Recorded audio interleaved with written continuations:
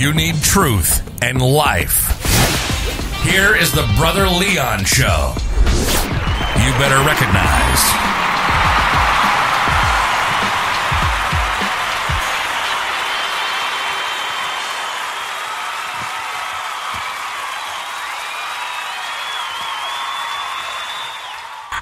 What's going on, listeners? This is your boy, Brother Leon. I'm back again for another Work Truck Chronicles. I'm telling you, man, it is real out here in these streets. I don't know if you have been paying attention to the news. What is happening out here today? I'm telling you, man, it's real. I'm telling you, it is real, and it is a culmination of peoples whose voice have been silenced. And like I said, man, I do not condemn nor do I condone rioting, but I understand it. Because Dr. Martin Luther King said that rioting is the language of the unheard. How many voices have been unheard? And now,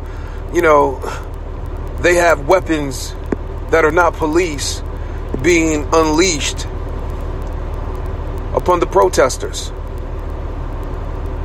Not only are you catching hell with tear gas, but now they letting the militia in there to shoot.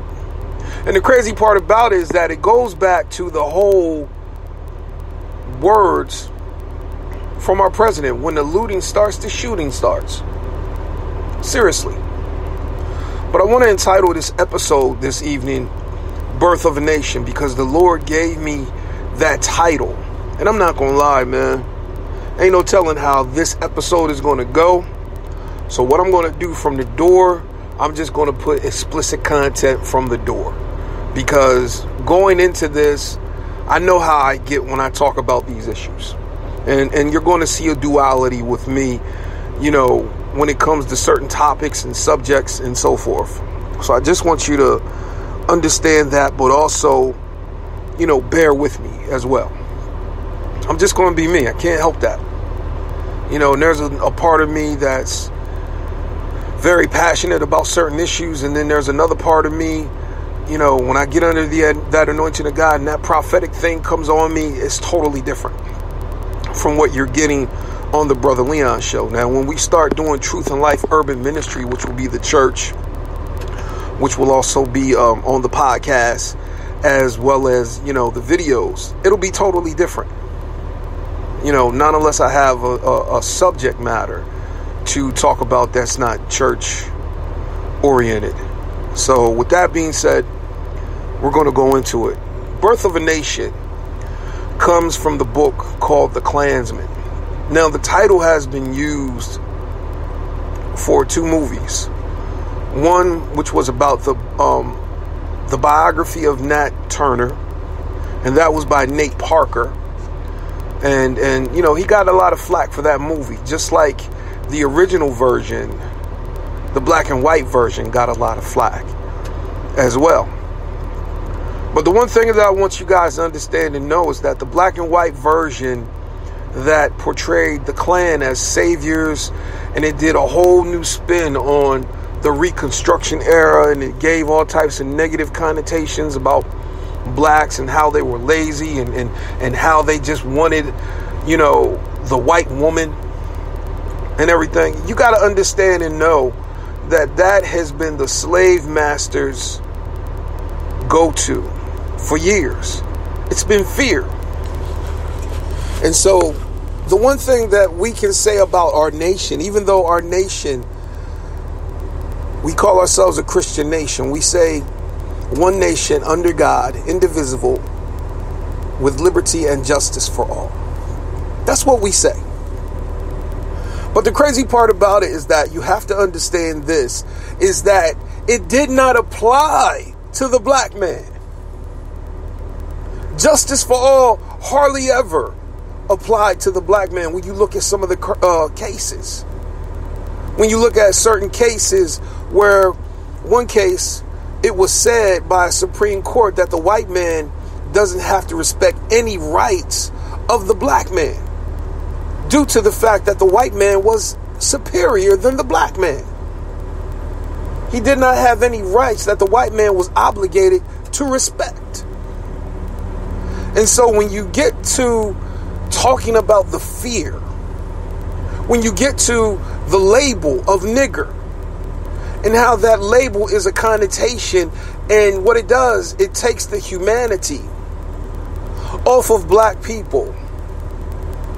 And what it does, it affords white people the right to not have a conscience, to not have compassion or empathy when it comes to the black struggle or to the plight of black people. And then the crazy part of it is that when you look at the history of slavery, the history of Jim Crow, and then you look at some of the things that black people have fought and died for,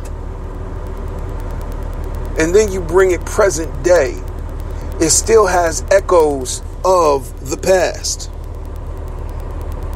Because I don't know if you've been listening, but the one thing that I will say is this, is that there is fear in the air. And the one thing about it is that, I said this a while back, is that the spirit of fear brings out the worst in everybody. And now you're starting to see that spirit of fear in our nation. It came through coronavirus. Now it's coming through, this whole thing with racism. And now it's coming through the whole thing with Black Lives Matter. And people are afraid. And so they give their excuses on why we should not support them. And then they give their excuses. And Black Lives Matter is now become the new word nigger. Seriously. It's become that. So, there are people right now, if they wear a mask into the workplace that says Black Lives Matter, they may get written up or maybe even fired. Because now the crazy part that you have to realize is this, is that word is offensive. That word is offensive, just like nigger is offensive to the black community. But yet you have so many people that have been up in arms about, why can't I say nigger? They say it in rap music. And the crazy part about it is that they make like that the rappers invented the word nigger. The word nigger was invented so that they can take the humanity out of the black race. So that they can take away their shame and take away, the white people's need or the white people's conscience. The word nigger was given so that the white people could lose their conscience, lose their shame when it came to doing anything to the black people. And that is why you see some of the horrific things that you saw when you look at some of the history of lynching. How you can just see a burnt body and people just taking selfies around that shit like it ain't nothing. How you can see people hanging from trees like it ain't nothing, sending postcards. Come see the nigger. Come see the lynching. We got another one. And then you got these sundown towns. That is being brought up in the new HBO special, Lovecraft Country. But like I told you in the other episode, that this is starting to look like Watchmen. I'm telling you, it's prophetic. Seriously. It's starting to look just like Watchmen. But I want you guys to understand and know, man, the fear that is in this world right now, that is in our nation. The police have to do what they have to do because, black people don't know how to act.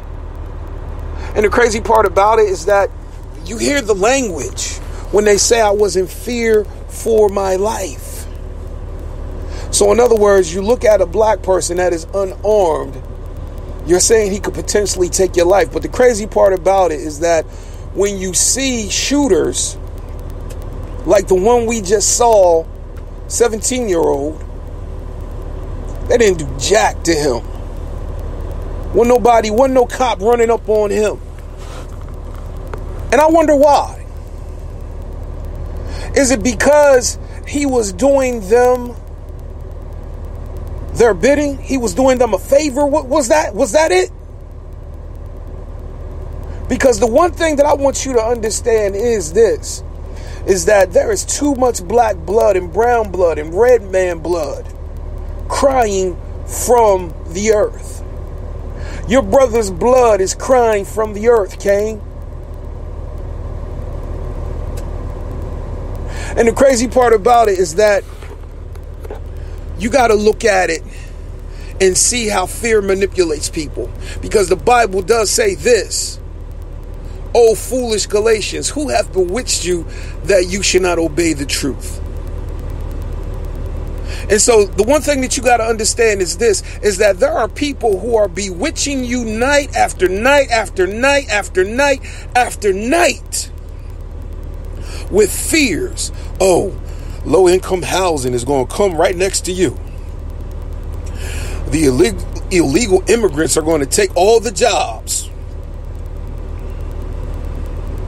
And so the crazy part is that they are, trying to cater to people's fears to get the agenda across so that they can start whatever war, whatever thing that they have in mind.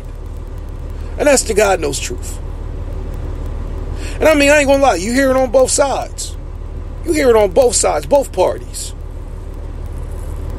But the one thing that I want you to realize is this, is that there has to come a time where truth will be revealed. And you can't keep knocking people down before they get tired of being down, and then they rise up against you. And that's the God knows truth. Because the one thing I will say about black people is this: they are forgiving, they have been forgetful, and they have been accommodating. And when you kick them down, they've always managed to get back up. But what if the day comes when the get up is a rise up? What happens when the get up becomes a rise up? Because now the straw done broke the camel's back, and it's like, you know what, man, fuck it. I don't care. And if every black person started to have that type of mindset and started to kill you with your rules, I guarantee you change the game. Because the one thing you got to realize is this, is that there's going to come a time where people are going to get fed up and be like, you know what? I'm not taking this no more. I'm serious. I'm not taking this no more. And you have to look at what is being projected. That a man can be murdered on film, even though he is saying, I can't breathe, and a cop has his knee on his neck. That a man can be shot in the back and it be justified. And then you take and send a militia out for protesters to do what you wish you could do. And so that is why I'm calling this Birth of a Nation, because now the nation that is being birthed is a nation of fear. Fear that the immigrants are going to take over. Fear that we're going to lose our country. We want our country back. Where did it go? Seriously. Where did it go? Who took it? Because it sure as hell wasn't black people. Not even under Obama.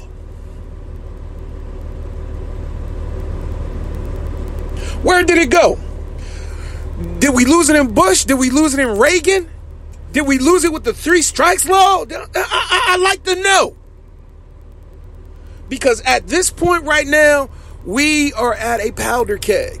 And there are already people talking about, hey man, you need to choose a side. I was told that even with church, you need to choose a side. Choose the side of Jesus.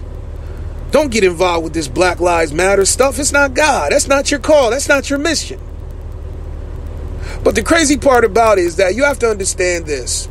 Before anybody hears the words that come out of my mouth, they're going to see the vehicle that I arrive in. And the vehicle that I arrive in for my divine appointments is my black skin. And even though I have some brothers out here who are black and they put their kingdom, citizenship, and they put their spirit man before anything. That's what I am first. Yeah, you might be that first to yourself. But when you start dealing out here in these streets and in the real world, they going to call you a nigga. And you might be able to preach. Oh, that preaching nigga. Oh, he a black man. Oh, he a black woman. That's what they see first. And then if you open your mouth and they decide they want to respect that, then they will acknowledge that. But it's no guarantee.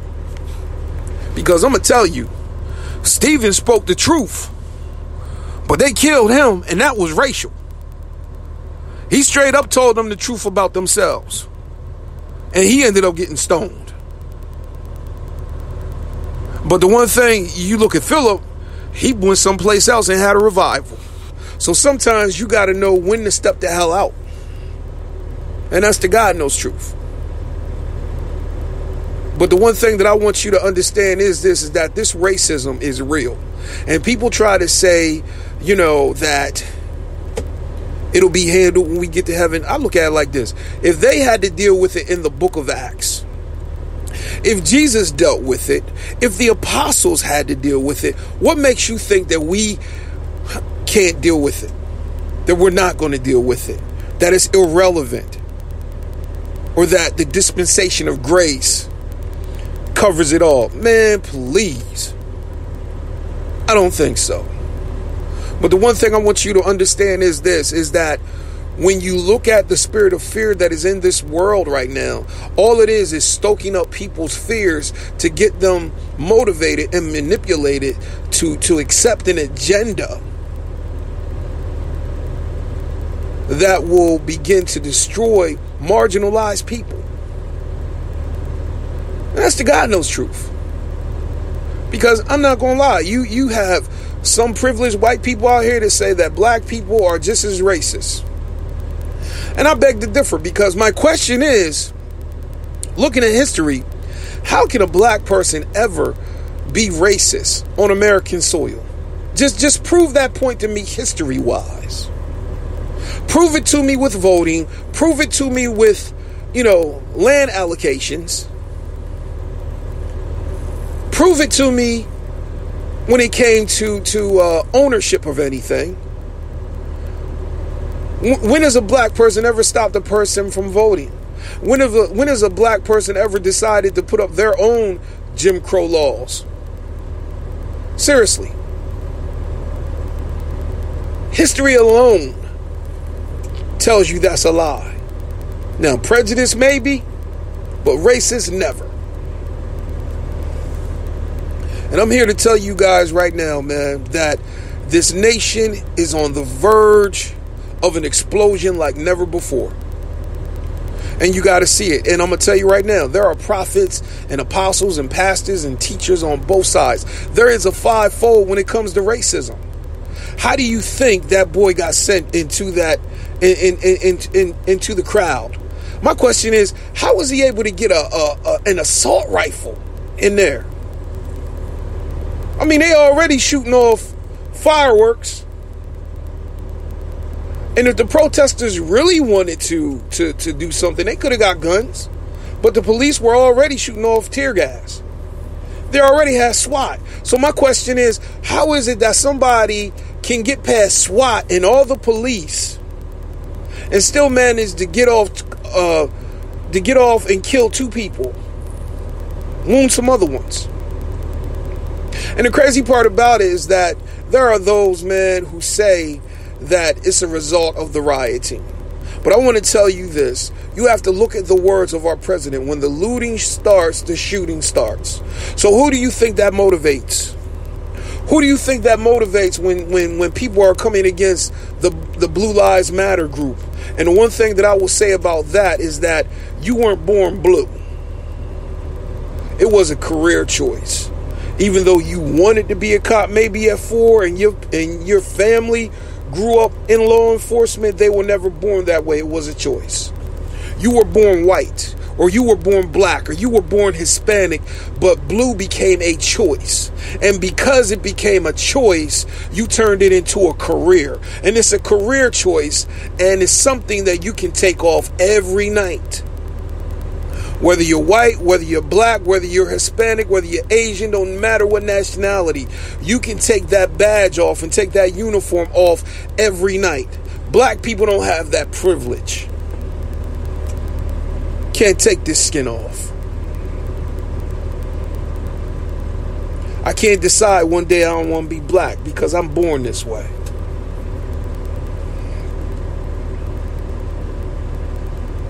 And some of you may be thinking right now, like, yo, what the hell is he talking about? What I'm talking about is it's non-existent.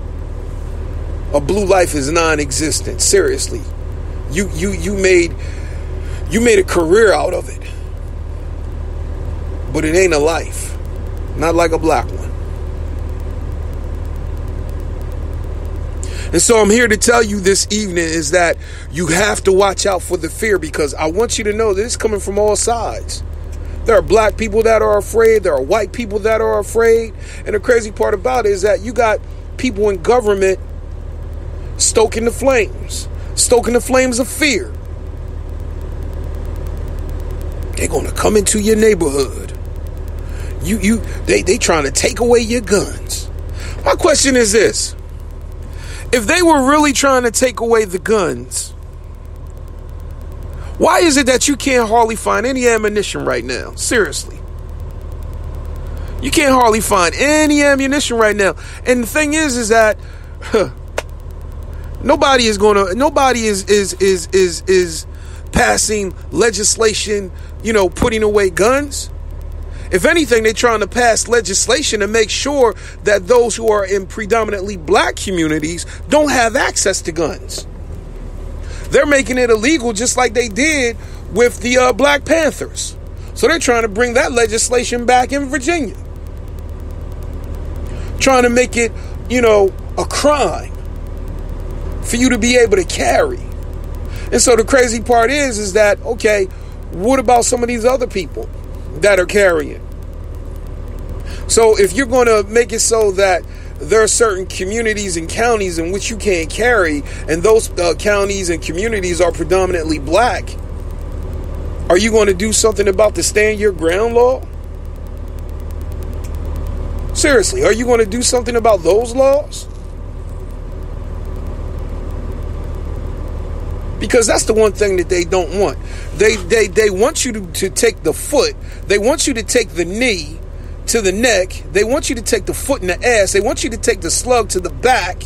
They want to put you in handcuffs while they beat the shit out of you, but they don't want you to have a gun. They don't want you to rise up.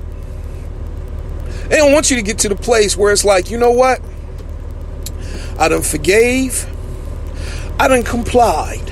I done did everything I was told to do, and still I'm knocked down.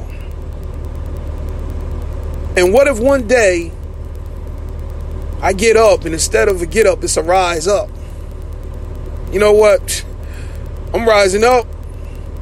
And one thing you don't want is when a person says, you know what, man, fuck it. When that happens, ain't no telling what might happen. And that's the God knows truth. Because you got to understand this, is that people are getting tired. And the one thing that black people have been, the one thing we haven't been, collectively, is a people that were on the verge of vengeance. But I'm going to tell you, man, you better watch out, because if that day comes, ain't no telling what might happen, because there is always a straw that will break the camel's back. And I don't know what it's going to take for people to wake up and see that we can't continue down this path. Because if we continue down this path, there's going to be something so messed up and so, oh my God, that it's going to make people change. I don't know what it is. Seriously.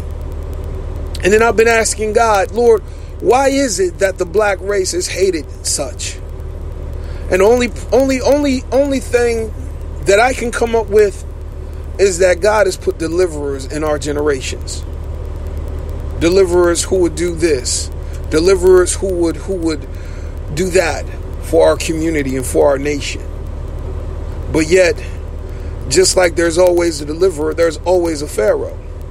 There's always somebody that wants to destroy the birth, that wants to destroy the deliverer, that wants to stop him at birth, that wants to blind him from his purpose, that wants to blind him from his true power and leadership. Just like Samson. Make sure that he's undisciplined. Make sure that we know his weakness. Make sure that we know his vice. So I want you guys to understand and know is that that's the one thing that you don't want. But you got to realize is that fear is being manipulated all over people today. Fear for your kids. Fear for our women. And the crazy part is that no white person will ever know the struggle of a black person. No white father will ever have to have the conversation with his son about, okay, what happens if he's stopped by the police? Seriously. Black fathers that have black sons, they're having that conversation all the time. And that's the God knows truth, all the time. And the one thing I want you guys to understand is that it's always a stressful and uncomfortable conversation to have that with your son and even have it with your daughters.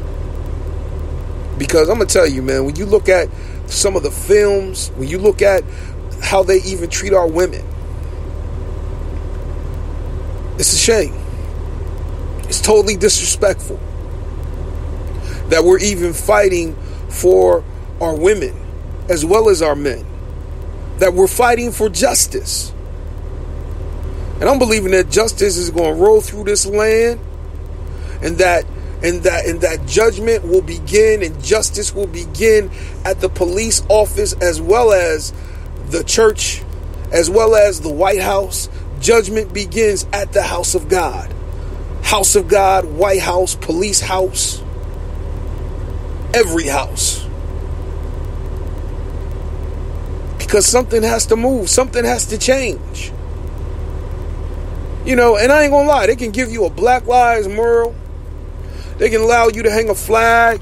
But the one thing that I love, the gestures are nice. I need policy. I need some ink. And not only ink, we need some land and we need some money. That's the God knows truth. Because, people have benefited from slavery and off the backs of black people and immigrants for years. For years. Stolen inventions, stolen patents, stolen life insurance. Use black bodies to experiment on. And this is our nation. This is us. This is us when you see the justice system. And the crazy thing about it is that I know it can work. Because when you see a police officer of color and a white victim, it works. Muhammad Noor. Jennifer Damon. And then the crazy part about it is that when you come against the blue wall of silence and the FOP like Christopher Dorner, then you're a problem. And that is why these good cops decide to shut the hell up. Because they saw what happened to him. But he just took matters in his own hands. And that's the God knows truth. And a lot of cops, they are more loyal to the badge than anything. They're more loyal to that badge than the American flag. And the prosecutors are not going to prosecute their own. Because they are the boots on the ground. And there are a lot of prosecutors who want to be able to have a career and go from prosecutor to mayor to governor to senator to whatever. They're not going to prosecute their own. Especially when they're investigating their own. When you have, or when you put and make it so, you have legislation that makes a cop personally liable to do what is right, I guarantee you will see a change. when you look at it, hey, we come to find out that you violated somebody's civil rights and you murdered a person in cold blood, and okay, we're going to take your pension as part of a settlement. And yeah, we're going to have to pay, the state's going to have to pay their part. But when you start taking cops' pensions, that shit's going to change. Because like Dick Gregory said, you know, do you love your kids enough more than hating me? Because I guarantee you, when a cop start thinking about his family, he's going to be like, yo, let me figure some shit out. Because at the end of the day, if I take and do this, and it costs me my pension, you know, and I'm X amount of years from retirement, what can I say? And then not only that, if I'm looking at criminal charges. So now here it is, I'm looking at criminal charges, I'm looking at losing my pension. Oh, hell yeah, shit will change. But that's the only way it happens. And we saw the fact that you can take and charge 4 cops when shit starts getting fucked up, when people's money starts getting messed up. You messing up my money, you messing up my business. But in the beginning, oh, we gotta let it take its course. You know, we gotta let the process happen. Trust the process. Man, please. Trust the process. Even the Sixers ain't going with that no more. The process of waiting for justice, how long do we have to wait? Seriously, how long do we have to wait for justice? How long does Breonna Taylor have to wait for justice?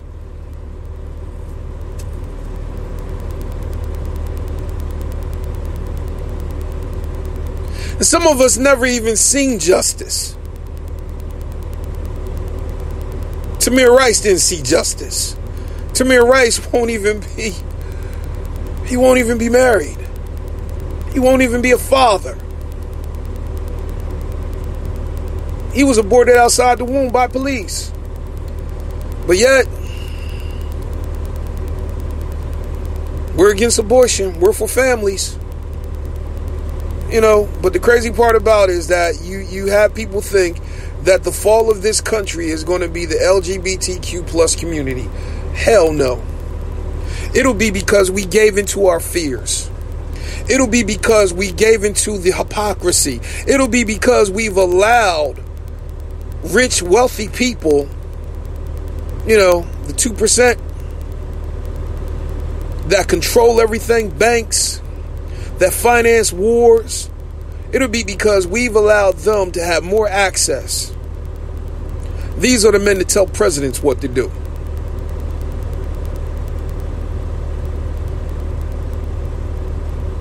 And so it'll be because we have given ourselves over to people's agenda. And the crazy thing about it is that it's like this. They done got 8 slices of the pie. Well, 9 slices of the pie. And they telling everybody that's poor, black, white, hey, you know, y'all gonna have to fight over that. And they telling the white man, see, the black man done got 9 slices of the pie. The black man ain't got 9 slices of the pie. You got 9 slices of the pie. But the white guy don't see that shit. Because he's being told, man, you're just like us. That nigga don't deserve that pie. You're one of us. You deserve that pie. And the crazy thing is that you got a poor white guy and a black guy, poor black guy, fighting over one piece of pie, and the other dude that's rich and white then took 9 slices. And then whoever wins that fight gets privilege. Gets the privilege of having that one slice. And so now you are accepted by the guy that has 9 slices, and now you work for him and you protect him because you got 1 slice and you feel like you're just like him. You ain't gonna never be like him. He got 9 slices, you got 1. There's no equality in that. Black or white, that's how it works. He has 9 slices of pie, white man. He has 9 slices of pie, black man. And y'all done fought, and whoever won got that slice. Now you have privilege of protecting him, because he gave you access to get that slice and you fought for it and you beat the other guy. And so now you feel as though, hey, if I did it, anybody else can do it. When you're black, and you say that even when you're white, if I did it, anybody else can do it. And the crazy part about it, we forget about the guy that got the 9 slices living up the hill, and we still living down the hill, living in the valley while he living up on the mountaintop, thanking God every day for the man living on the mountaintop who has 9 slices of pie. Mr. Johnson, Mr. Jones, man, he's so gracious, he gave us this. And that nigga got 9 slices of pie, you only got 1. If anything, y'all should have teamed up. Y'all should have teamed up. The black man and the white man went up that daggone hill and took that pie and split it. Because trust and believe, Mr. Jones can buy another one. And that's how black privilege and white privilege works. And that's how it's weaponized to protect and insulate the privileged. But to hear them speak, it is the fear. The fear that that person is going to get more than you. The fear that, hey, they coming to get your daughters. They coming to get your sons. They letting all these illegals in our borders. They're taking our jobs. They're coming in our schools. This nation is not an American nation anymore. But the crazy part about it is that when you look at the Statue of Liberty, give me your poor. Everybody came here on a fucking boat. But yet you saying, hey, I want people to come the right way. What is the right way? What is the right way when you stole this land from the Indian? What is the right way when you stole it and then you made the people sick and you made them drunk? And then you have the nerve to talk about black on black crime? Where did we learn it from? We learned it because you did it to the Indians first.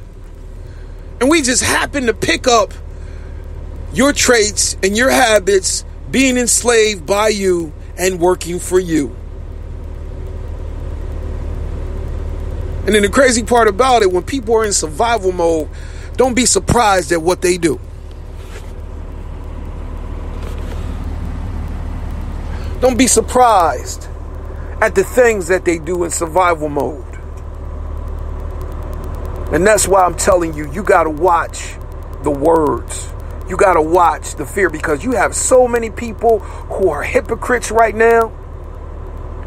They say, hey, I'm the the moral majority compass. And the crazy thing about it is that, man, please, they got more sex vices than anybody. I'm telling you. You're starting to see the fucking realness. Yeah, this is 2020 vision. It may not be shit that you want to see, but you seeing it clearly when it comes to the church. When it comes to some of these sex scandals with men of God, with men of faith. You're going to see more. Because people are tired of people saying one thing and then doing something else. And then people are also tired, hey, you ain't going to treat me like a fucking hoe. And I'm going to tell you this. At least be discreet and treat your hoes right until you get delivered. At least that. And like Chris Brown said, and like Pastor Jamal Bryan said, these hoes ain't loyal. I said it, now I'm saying it. These hoes ain't loyal.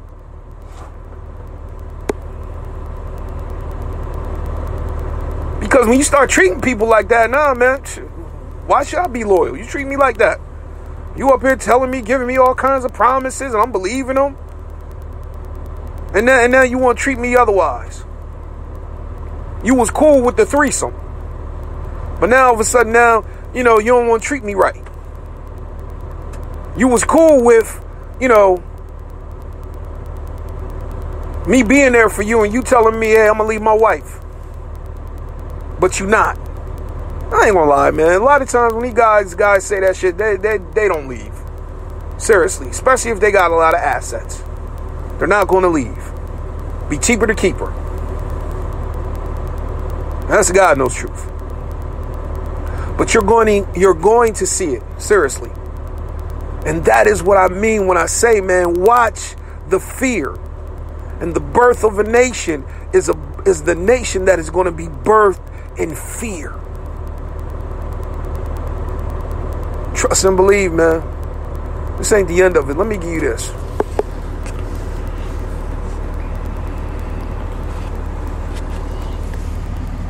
I'm reading out of Isaiah chapter 63, starting at verse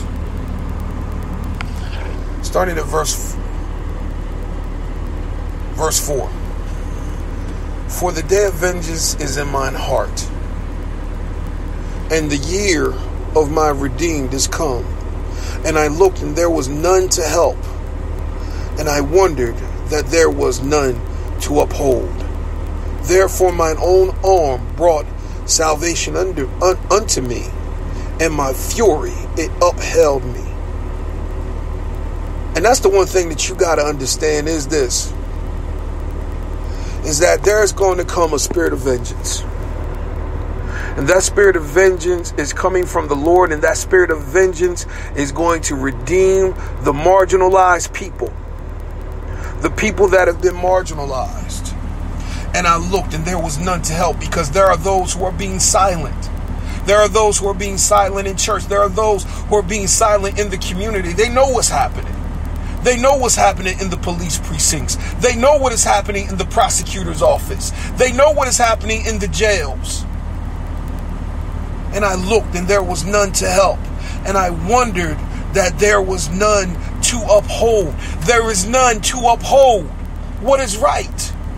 The principles in which this nation was founded upon, that all men are created equal. And I wondered that there was none to uphold the truth, to uphold the laws. But they have been bought. They have turned to usury. They have enslaved their brothers. And now look. And I wondered that there was none to uphold. Therefore my own arm. And that's the one thing that you got to understand about black people. Therefore my own arm brought salvation unto me. And that is what is happening. Because God is raising up activists, prophetic voices in the streets that are not going to be confounded and limited by the church and the church structure that is totally sold out the black community. God is raising up those. And therefore my own arm. And that's what black people have had to do for decades. They had to save themselves with the power of God. And I'm telling you right now, to be woke in this day and age is almost like you're angry all the time. But you have to take that anger and turn it into creativity. If not, that anger will turn into rage, it will turn into wrath, and it will consume you. And that is what we have to do. And that's the God knows truth. Because the one thing that I want you guys to understand and know is this. Is that God has called us for such a time as this. And I'm not going to lie. I may not see it in my generation. I didn't think that I would see a black president in my lifetime, but I did. But this whole thing about racism, I may not see it in my lifetime, see it end. I don't know. I'm hoping. But I do know this. I have faith in the generation that is after me. I have faith in these coming generations because they're going to turn this thing around. And a lot of people have a problem with Black Lives Matter. But the one thing that you got to realize is this. It's not stopping. It's not stopping. And people are afraid because they are losing their control. And that's what it's about. If they can control the narrative, if they can control the definition, if they can tell you what a family is supposed to be. But yet the crazy part about it, they say, well, we have to be progressive. That's the problem that I have with the church. You are so against LGBTQ+, But there was one time that you wouldn't even allow women to preach in church. But yet now you have allowances. You have progressed. And I said this on another episode, that the Bible was never politically correct. It will never be that. But the church has been progressive and it has made allowances. And so the one thing that we have to be and make sure that we walk the line. That we will be progressive, but we will not allow our progressiveness to turn into an idol. Nor will we allow our agendas, our communities to turn into an idol where God should be. And that's the God knows truth. Because I always have to keep God at the forefront. I'm supposed to love my neighbor, my gay neighbor, my neighbor, who might be racist. Even though I'm anti-racist, I still have the love of God. I still treat you like a human being. I don't treat you like an animal. Even though you have treated some people with my skin complexion as animals. But I'm going to tell you, you better watch out, because if there ever comes a time where black people are like, you know what? Vengeance time. And if they ever say, fuck it, it's a wrap. And that's the God knows truth. Let's go back. You probably thinking, man, Brother Leon, he is a heretic. No, I'm a pastor to the people, and I'm a prophet to these streets. And the one thing you're going to get out of me is realness. I'm going to be real with you to the fullest. Therefore my own arm brought salvation unto me, and my fury it upheld me. And a lot of times, man, it seems like the only thing that is keeping some of us up is anger. Sad to say it, but to be woke in this age at times means that you're angry. You're angry at the conditions. You're angry at the lies. You're angry when you see what's supposed to be the face of justice, what's supposed to be the officer to serve and to protect, but then you get out in these streets and not only are you your judge, jury, and executioner, and that person's taxes just pay for that. And then the crazy part is that his family won't even get a settlement at times. But I ain't gonna lie, you've seen the best of us. You seen the best of us with Botham John's brother. You seen the best of us when we offer you forgiveness in light of what you have done to us. But what happens when you find a person who is not willing to forgive, who is not willing to forget, who is not willing to be bought?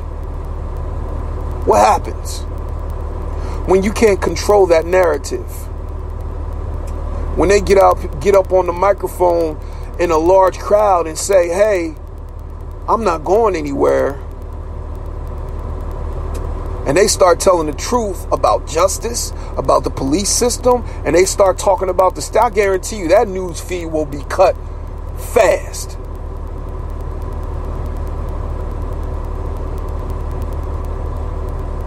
But this is what it's going to. And this is why I'm telling you right now, this nation is going to a place of fear. And this is what's going to happen. I'm telling you, man, birth of a nation of fear. Why do you think, man, all of a sudden people was just emptying out these grocery stores and gun stores? Why do you think that? Why do you think that people are having a problem with masks? Because they're afraid. They're afraid. And then they're being sent out into a world with people that have the luxury of working remotely from home, who have drop-off service. They get Amazon deliveries every day. Supplies, whatever they need, they getting it, or somebody who they send out to go get it and find it brings it back. while they stay home. And they pay those people well. And they keep them safe. And then they tell you, hey, it's a hoax, while they stay at home. It's a hoax. But they stay at home. They ain't out in the streets like you, getting gas, going to the grocery store, having to wait in line. No. They have you go protest on state capitol steps while they sit at home or sit in an office and watch it via Skype, Zoom, or whatever. Because somebody there that they know has a camera, or they sent the camera people out. They telling you to start the economy, sacrifice yourself for the economy while they stay insulated. How much more do you need to see? They tell you that white privilege really isn't white privilege, but it's white blessing. How much more do you need to see when you hear an affluent black person that has been given access, that has been given privilege, and like I told you, got one slice of the pie, protect the guy that got 9 slices, but yet talks about his other brothers and sisters that are black just like him? He thinks he's just like the guy with the 9 slices, and he's not. He never will be.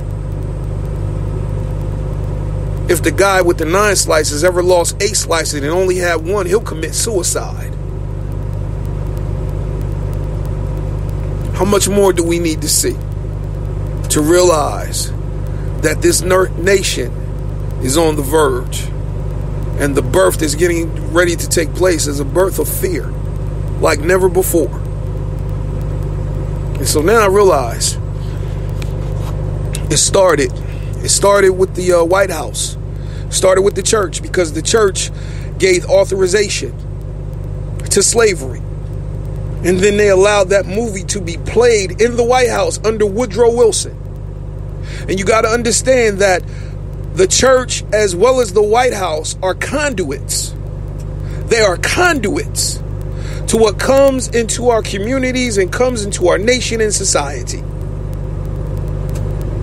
And if these things are allowed, don't be surprised that they go into the depth of earth, of spiritual earth in our nation. It goes to the depth, to the deep part.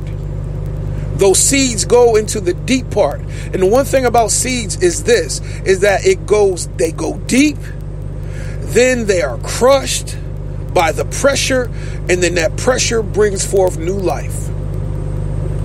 First the ear, then the blade, then the full corn and the ear. But these are the seeds. And where you have the blade, the ear, the full corn, and the ear, you have roots. And the roots have to be the thing that is dug up, as well as taking out the blade, the ear, and the full corn, and the fruit. You got to do those things. And if you just do those things and not take out the root, this thing's going to keep forever popping up. And it keeps popping up because we are not allowing ourselves to have a conversation about recognition. There will never be reconciliation until there's recognition. Recognition that blacks and whites are equal.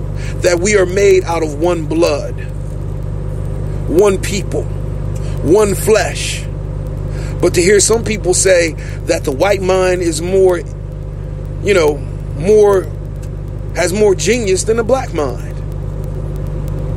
That the white man is better than the black man. So, until we get that straight, it'll never be straight. It'll always be crooked. And that's the God knows truth. Because if you look at literature, if you look at history, and how they portrayed us, we were beasts, we were this, we were that, we were less than. And the echoes are still permeating today.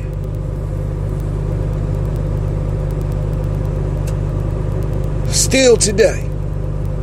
So that is why I said what I say. But the one thing I want you to realize is this, is that if you're going to hold to truth, you have to understand that it is not God who is giving you this fear. It is man. because he is bewitching you, that you should not obey the truth. The Bible says that you shall know the truth, that you shall know the truth, and the truth shall make you free. What is the truth? The truth is that God has not given us a spirit of fear, but of power and of love and of a sound mind, and that perfect love cast out fear, because fear hath torment. What is the perfect love? The perfect love is this. It's a mature love. It's a mature love to know that I can agree to disagree. It's a mature love that says that grace goes both ways. That I can give these people grace even though I may not agree with everything that they do or say. But then we can also have grace and give it to our brothers and not expect those who have been victimized by the system of racism to be the ones responsible to fix it. The white community has to fix this problem, because it wasn't the black people that started it, it was the white people. And I'm sorry, no, I'm not. That's the truth. And so, hey, you can say whatever you want about this episode tonight. But the one thing that I want you to walk away with is that I spoke the truth concerning this. I want you to realize and know, man, what we're in for. Because I ain't gonna lie, you got prophets fighting against one another. This one got a word from the Lord. The Lord is saying this about the Republicans, and the Lord is saying that about the Democrats. My question is, who's going to be for the people? Especially if you're already sitting at a politician's table. Who's going to be for the people? So with that being said, guys, I thank you. I love you. And I just want to say peace.